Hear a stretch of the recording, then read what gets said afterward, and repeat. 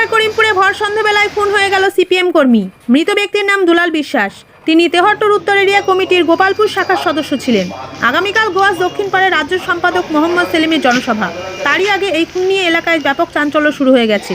পরিবারের দাবি, কী কারণে খুন হলো তারা বলতে পারছে না, কিন্তু প্রতিবেশীদের কাছ থেকে জানতে পারা যায় দুলাল বিশ্বাস টাকার সুদে কারবারি করতেন। ঘটনাস্থলে করিমপুর থানার বিশাল পুলিশ বাহিনী। করিমপুর থানার পুলিশ মৃতদেহটিকে করিমপুর হাসপাতালে নিয়ে আসে। এটা কি নিছক কোনো টাকা পয়সার বিবাদ, না এর পেছনে রয়েছে কোনো রাজনৈতিক কারণ?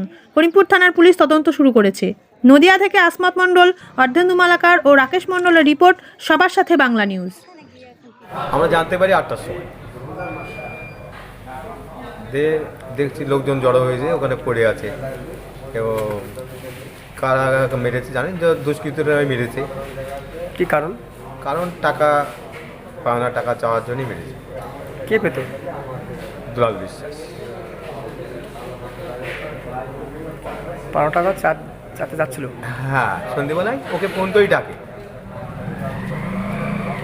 15 টাকা নেওয়ার জন্য। যাই হোক, ওদের সঙ্গে ধস্তাধস্তিও হয়, যা আন্দাজ হতে তারপরে ওই ছুরা দিয়ে গলাটা ছেড়ে দেয়। আপনার কেউ হয়? আমার কাকা। আপনার থানায় অভিযোগ করেছেন?